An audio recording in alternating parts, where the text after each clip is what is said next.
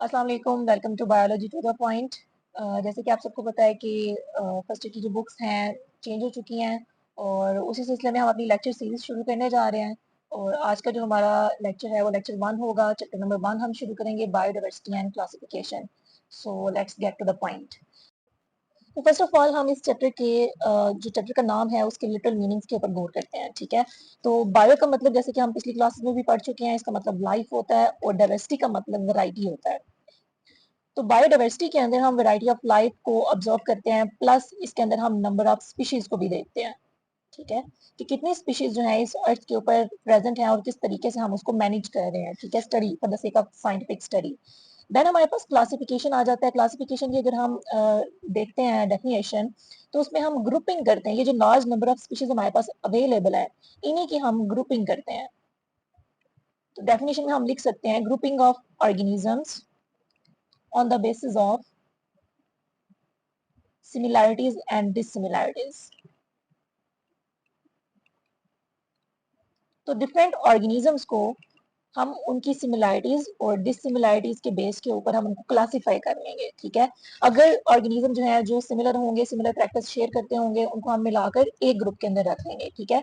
तो उसके नतीजे में आपके पास जो ग्रुप्स बनते हैं उन ग्रुप्स को हम नाम देते हैं टेक्सा का, ठीक है। सिंगुलर हमारे पास टेक्सॉन होता है और प्लूरल हमारे पास टेक्सा होता है। तो अगर हम इस क्लासिफिकेशन की डेफिनेशन के अंदर इन ऑर्गेनिजम्स की अगर हम एवोल्यूशनरी हिस्ट्रीज को भी ट्रेस करना शुरू कर दें, एवोल्यूशनरी हिस्ट्रीज यानी इनके अनसेस्टर्स जो हैं वो कौन थे, तो तब आपके पास ये पूरी की पूरी जो डेफिनेशन है ये आपके पास टेक्सोनॉमी बन जाएगी, ठीक है। फिर आपके पास ये टेक्सोनॉमी की डेफिनेशन होगी। तो क्लासिफिकेशन और टेक्सोनॉमी के अंदर यही डिफरेंस है कि क्लासिफिकेशन में हम एवोल्यूशनरी हिस्ट्रीज को ट्रेस नहीं करते, लेकिन टेक्सोनॉमी के अंदर हम ग्रुपिंग के साथ साथ उनकी सिमिलैरिटी डिससिमिलैरिटी की बेस के ऊपर साथ साथ हम उनकी एवोल्यूशनरी हिस्ट्रीज को भी ट्रेस कर रहे होते हैं। तो जो आपके पास जब ये वाला पॉइंट आ जाएगा तो टेक्सोनॉमी की डेफिनेशन बन जाएगी, ठीक है। अब कहते हैं कि अकॉर्डिंग टू साइंटिस्ट, अगर हम प्रिडिक्टेड डाटा देखते हैं कि कितना है लिविंग ऑर्गेनिज्म का ऑन प्लैनेट अर्थ, तो जो प्रिडिक्टेड स्पीशीज हैं वो आपके पास तकरीबन अवेलेबल हैं 5 to 30 मिलियन स्पीशीज, जो साइंटिस्ट अभी ऑब्जर्व कर रहे हैं कि इतनी हो सकती हैं, ठीक है। अब कहते हैं कि आपके पास जितनी हमारे पास अवेलेबल है, साइंटिस्ट ने स्टडी करके उनको डिस्कवर कर लिया है, ठीक है, और आपके पास वो बन जाती हैं नाउन स्पीशीज और उनका नंबर हमारे पास अवेलेबल होगा 2.5 million according to some studies.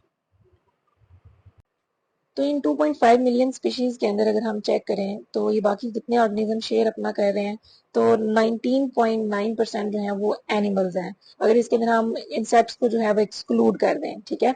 उसके बाद हमारे पास इंसेक्ट्स आ जाते हैं, वो 53.1% है। देन मस्कुलर प्लांट्स हैं 17.6% है। उसके बाद 9.4% बाकी के ऑर्गेनिज्म आ जाते हैं, जैसे कि फंजाई हो गया, उसके अलावा आपके पास एल्जी हो गया, एंड देन आपके पास एनिमल लाइक प्रोटिस्ट हो गए, जिसके प्रोटोजोन्स वगैरह, ठीक है। नेक्स्ट हमारे पास जो है वो प्रोकैरियोट्स आ जाते हैं। तो ये सारे हमारे 9.4% में इंक्लूडेड है। अब नेक्स्ट जो है ये टोटल मिला के 2.5 मिलियन स्पीशीज बना रहे होते हैं। एंड देन हमारे पास कह लें कि कुछ स्टडीज के अंदर ये सारी हमारे पास परसेंटेज जो है वो मौजूद है। उसके बाद नेक्स्ट हमारा जो टॉपिक शुरू हो रहा है, फर्स्ट टॉपिक ही हमारा इंट्रोडक्शन था, अब हमारा फर्स्ट टॉपिक जो शुरू हो रहा है, and that is the 3 domain system of classification. तो ये 3 डोमेन सिस्टम ऑफ क्लासिफिकेशन शुरू करने से पहले इसके अंदर हम अपनी कह लें कि जो बेसिक हिस्ट्री है, यानी 2 kingdom, 3 kingdom, 5 kingdom classification systems क्या है, और आपके पास उनका बेसिक बेसिक इंट्रोडक्शन हम ऑब्जर्व करेंगे, जो कि हम पीछे 9th क्लास में पहले ऑलरेडी पढ़ भी चुके हैं, ठीक है। देन हम 3 डोमेन सिस्टम क्लासिफिकेशन को डिटेल से ऑब्जर्व करेंगे। अच्छा, अब 2 किंगडम, 5 किंगडम और 3 किंगडम में हम रिमेंबर कि ज्यादा उसको डिटेल में नहीं जाएंगे, बस बेसिक बेसिक किसने प्रपोज किया था, वो सारा देखेंगे। फर्स्ट देख लेते हैं 2 kingdom classification system. Classification system तो चेक कर लेते हैं इसको। सबसे पहले प्रपोज किसने किया था, तो it is proposed by Carolus Linnaeus. Carolus Linnaeus ने ये जो किंगडम था ये 1735 के अंदर जो है वो प्रपोज किया था। उसके बाद कहते हैं कि कार्लस लीनियस जो है ये आपको पढ़ा है 9th में भी आपने कि ये बाइनोमियल नॉमेनक्लेचर भी इसने सिस्टम जो है वो भी इसने इंट्रोड्यूस करवाया था। नॉमेनक्लेचर कि लिविंग ऑर्गेनिज्म को हम टू नेमिंग सिस्टम से कैसे कहेंगे क्लासिफाई कर सकते हैं। बाई का मतलब टू होता है, नॉमियल मतलब नेम्स। तो उसने लिविंग ऑर्गेनिज्म को साइंटिफिक नेम्स जो थे वो दिए थे। उसके बाद कहते हैं कि इसके अंदर इसने दो ग्रुप्स बनाए थे ऑर्गेनिजम्स के। तो he included plants and animals. तो दो ग्रुप सिंपल इसने बनाए थे। तो that's why it is known as two kingdom classification system. ठीक है, जो प्लांट लाइक कैरेक्टर थे सबके उनको प्लांट में रख दिया और जिनके एनिमल लाइक कैरेक्टर थे उन सबको एनिमल में रख दिया। उसके बाद कहते हैं कि नेक्स्ट हमारे पास आ जाता है three kingdom classification system. Three kingdom classification system, इसके अंदर अगर हम बात करें तो इसको प्रपोज किसने किया था? तो it is proposed by Ernst Haeckel. ठीक है, ये सारा इंट्रोडक्शन हमने ऑलरेडी पहले पढ़ा हुआ था, इसको हम सिंपली बस रिवाइज कर रहे हैं। तो 1866 के अंदर आपके पास अर्नेस्ट हैकल ने three kingdom classification system propose किया था। और इसने आपके पास जैसे ही इसने ऐसे ऑर्गेनिज्म जो कि ना प्लांट लाइक थे और ना ही एनिमल लाइक थे डिस्कवर हुए, जैसे कि यूग्लिना। यूग्लिना उन दिनों में कह लें कि एक ऑर्गेनिज्म डिस्कवर हुआ था जो ना कि प्लांट के अंदर आ रहा था ना एनिमल के अंदर, क्योंकि ये दोनों कैरेक्टर शेयर करता है, प्लांट लाइक भी और एनिमल लाइक भी। यानी ये फोटोसिंथेसिस भी कर सकता है, अपनी फूड खुद भी बना सकता है। और जब लाइट नहीं होती तो ये हेट्रोट्रॉफिकली एक्ट करना शुरू कर देता है, अपना क्लोरोफिल लॉस्ट करके कह लें कि ये मटेरियल्स को इंजेस्ट करना शुरू कर देता है। तो हमें समझ नहीं थी आ रही कि इसको प्लांट में रखें या एनिमल में। तो अर्नेस्ट हैकल ने क्या किया था, एक सेपरेट किंगडम इन ऑर्गेनिज्म के लिए बना लिया। तो जो प्लांट और एनिमल में नहीं थे आ रहे उसने उठा के उनको तीसरे ग्रुप के अंदर रख दिया, जो कि आपके पास था किंगडम प्रोटिस्टा। तो इसको हम किंगडम ऑफ एक्सक्लूजन का नाम भी देते हैं। कहते हैं कि आपके पास जो ऑर्गेनिज्म प्लांट्स और एनिमल्स में नहीं आएंगे सबको उठा के उन दिनों में प्रोटिस्टा में रख दिया जाता था। ठीक है, तो ये हमारा थ्री किंगडम क्लासिफिकेशन सिस्टम है। नेक्स्ट हमारे पास कहते हैं फाइव किंगडम क्लासिफिकेशन सिस्टम आ जाता है। ठीक है, फाइव किंगडम क्लासिफिकेशन सिस्टम। अच्छा, इसको भी देख लेते हैं। सबसे पहले प्रपोज किसने किया था? तो it is proposed by Robert Whittaker. Robert Whittaker in 1969। ठीक हो गया। अब कहते हैं कि इसके मुताबिक इसने किस बेस के ऊपर लिविंग ऑर्गेनिज्म के 5 ग्रुप्स बनाए। वो कहते हैं कि आपके पास इसमें फर्स्ट जो है वो कहता है सेलुलर ऑर्गेनाइजेशन मैंने देखी है। ठीक है, कि ऑर्गेनिज्म के अंदर सेल्स किस फॉर्म के मौजूद है और यूनिसेलुलर है या मल्टीसेलुलर है या प्रोकैरियोटिक है या यूकैरियोटिक है। ठीक है, उसके बाद कहते हैं कि सेकंड इसने देखा मोड ऑफ न्यूट्रिशन क्या है, कि लिविंग ऑर्गेनिज्म किस तरीके से अपनी न्यूट्रिशनल नीड्स को पूरा कर रहे होते हैं। तो इन दो बेसिस की बिना पर उसने 5 जो थे वो ग्रुप्स बना लिए थे। फर्स्ट आपके पास किंगडम मोनेरा था, सेकंड आपके पास प्रोटिस्टा था,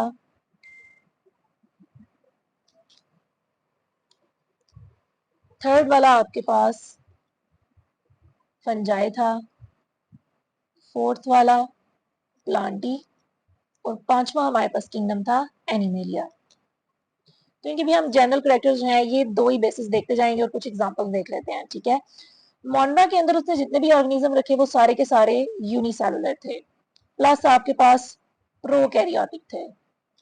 ठीक है, वो सारे के सारे प्रोकैरियोट थे, और प्लस इनका जो मोड ऑफ न्यूट्रिशन था वो आपके पास अब्जॉर्प्शन था। और ये हम अच्छे से जानते हैं कि जो इसमें बैक्टीरिया आते हैं, एग्जाम्पल में इसकी बैक्टीरिया आ जाएंगे कि ये जो बैक्टीरिया होते हैं ये डिकम्पोजर होते हैं। ये कॉम्प्लेक्स ऑर्गेनिक मैटर की डिकम्पोजिशन करके उनको सिंपल में कन्वर्ट करते हैं एंड देन उनको ऑब्जॉर्ब कर लेते हैं। ठीक है, देन हमारे पास किंगडम प्रोटिस्टा आ जाता है। किंगडम प्रोटिस्टा के अंदर हम जनरली 3 ग्रुप बनाते हैं। ठीक है, और उस पे जाने से पहले हम देख लेते हैं कि इसमें जितने भी ऑर्गेनिज्म होंगे वो यूनिसेलुलर होंगे, प्लस आपके पास सिंपल मल्टी सेलुलर होंगे। मल्टी सेलुलर और सिंपल मल्टीसेलुलर के अंदर हमें पता है कि इनके अंदर जो कॉम्प्लेक्स मल्टीसेलुलर सेक्स ऑर्गन्स नहीं होते उनको हम सिंपल मल्टीसेलुलर कहते हैं रादर देन मल्टीसेलुलर कहने की बजाय। ठीक है, तो ये they lack multicellular sex organs, यानी इनके अंदर आपके पास कह लें एम्ब्रियो नहीं बनेगा। ठीक है, अच्छा अब इनको हम 3 ग्रुप्स में डिवाइड करते हैं। आपने पढ़े होंगे प्लांट लाइक प्रोटिस्ट, ठीक है। देन हमारे पास एनिमल लाइक प्रोटिस्ट आ जाते हैं, एंड देन हमारे पास फंजाई लाइक प्रोटिस्ट आ जाते हैं, ठीक है। एनिमल लाइक, अच्छा प्लांट लाइक प्रोटिस्ट में आपके पास एलजी की एग्जांपल आ जाती। तो टुडे हम इंशाल्लाह नेक्स्ट टॉपिक में जाके देखेंगे, अभी हम जस्ट ओवरव्यू जनरल ले रहे हैं। तो एनिमल लाइक प्रोटिस्ट के अंदर आपके पास पैरामीशियम, अमीबा लाइक ऑर्गेनिज्म आ जाते हैं, ठीक है। पैरामीशियम, अमीबा हो जाएगा, एटसेट्रा, ठीक है। देन हमारे पास फंजाई लाइक प्रोटिस्ट की बात करें तो इसमें स्लाइम मोल्ड्स, एंड देन हमारे पास वाटर मोल्ड्स वगैरह आ जाते हैं, ठीक है। मोल्ड आपने पता हो, जैसे जो ब्रेड के अंदर उल्ली लग जाती है, ठीक है, वो उसको हम मोल्ड कहते हैं, वो फंजाई होती है, ठीक है।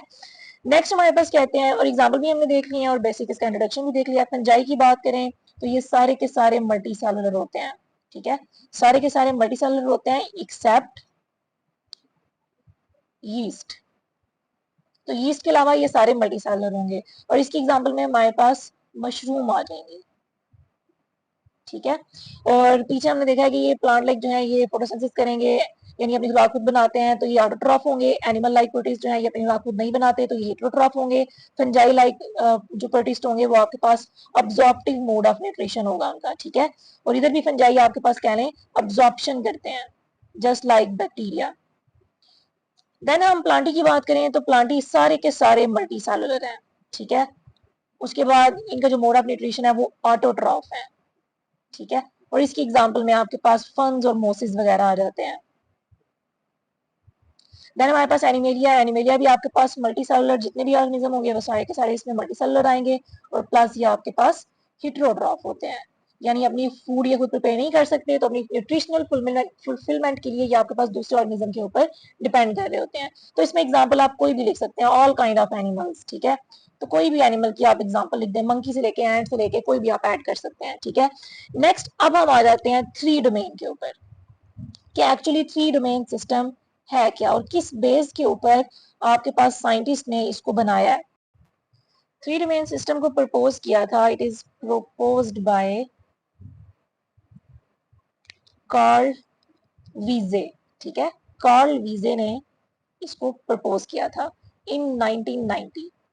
ये ज़हन में रखना है, ठीक है। इंपॉर्टेंट एमसीक्यूज होते हैं इसमें आ जाते हैं, जैसे रॉबर्ट विटेकर ने कब फाइव किंगडम क्लासिफिकेशन सिस्टम बनाया था, तो 1969। तो ये एमसीक्यूज अपने ज़हन में रखा करें, ठीक है, ये उसके लिए इंपॉर्टेंट होते हैं। अच्छा नेक्स्ट कहते हैं कि ये जो कार्ल वीजे है ये आपके पास एक अमेरिकन माइक्रोबायोलॉजिस्ट था, ठीक है। अब इसने ऑब्जर्व किया, यानी किस बेस के ऊपर थ्री डोमेन सिस्टम बनाया, कहता है कि आपके पास जो बैक्टीरिया है, रिमेंबर हम पहले मोनरा के अंदर यानी प्रोकैरियोटिक के अंदर हम बैक्टीरिया के साथ साथ आर्कियो बैक्टीरिया भी रखते थे, ठीक है। आर्कियो बैक्टीरिया भी हमारे पास इसी में आते थे। उसने क्या कहा है कार्ल वीजे ने कि ये बैक्टीरिया और आर्कियो बैक्टीरिया डिफरेंट है, ठीक है। तो डिफरेंट टाइप्स ऑफ प्रोकैरियोट्स की बिना के ऊपर उसने थ्री डोमेन सिस्टम बनाया है। अभी डिस्कस करते हैं तो आपको क्लियर हो जाएगा, ठीक है। इसने कहा कि there are two types of prokaryotes, दो टाइप्स ऑफ प्रोकैरियोट्स हैं, ठीक है, जिसको उसने बता दिया। नंबर वन आपके पास आ जाएंगे बैक्टीरिया, और नंबर टू इन बैक्टीरिया से इवॉल्व हुए आर्कियो बैक्टीरिया, ठीक है, some millions of years ago, maybe billions of years ago.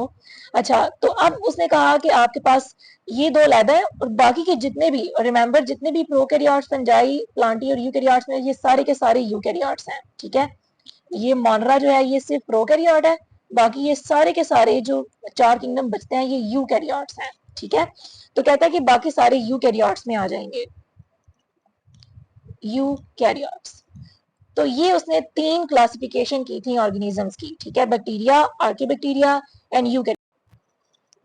अच्छा तो बेस क्या बनी है, प्रोकैरियोट्स की टाइप्स, ठीक है, बाकी सारा सिस्टम वैसा ही है, ठीक है। यूकैरियोट्स में हम ये चार किंगडम ही पढ़ेंगे, लेकिन मोनरा को समझे हमने दो ग्रुप्स में डिवाइड करके बैक्टीरिया और आर्कियोबैक्टीरिया बना दिया, ठीक है। तो इसी को हम थ्री डोमेन सिस्टम कहते हैं, ठीक है। डोमेन वन क्या होगी, डोमेन बैक्टीरिया। डोमेन टू क्या होगी, आर्किया।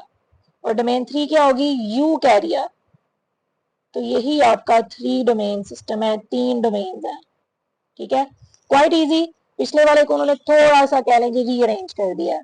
अब यहाँ पे डायग्राम देखें, कहता है कि कॉमन एंसेस्टर है एक, कॉमन एंसेस्टर, और इस कॉमन एंसेस्टर से आपके पास सबसे पहले इवॉल्व हुए हैं बैक्टीरिया, ये बैक्टीरिया है।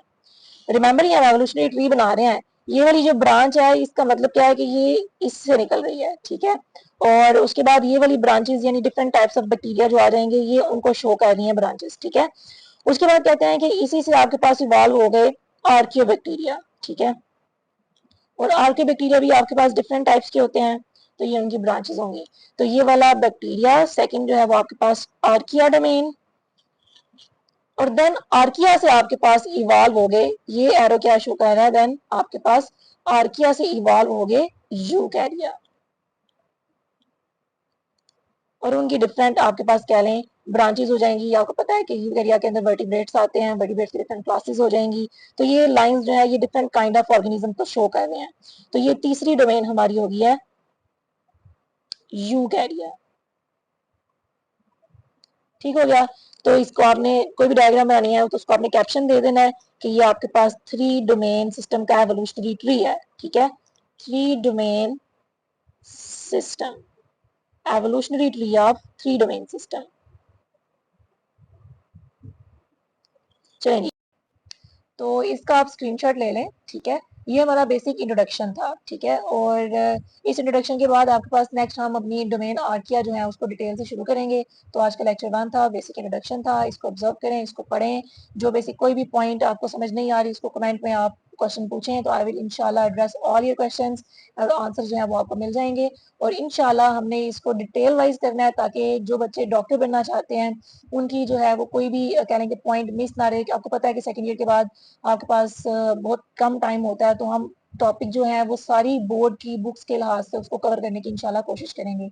तो इंशाल्लाह मिलते हैं नेक्स्ट वीडियो में लेक्चर 2 के साथ। अपना ख्याल रखिएगा, अल्लाह हाफिज।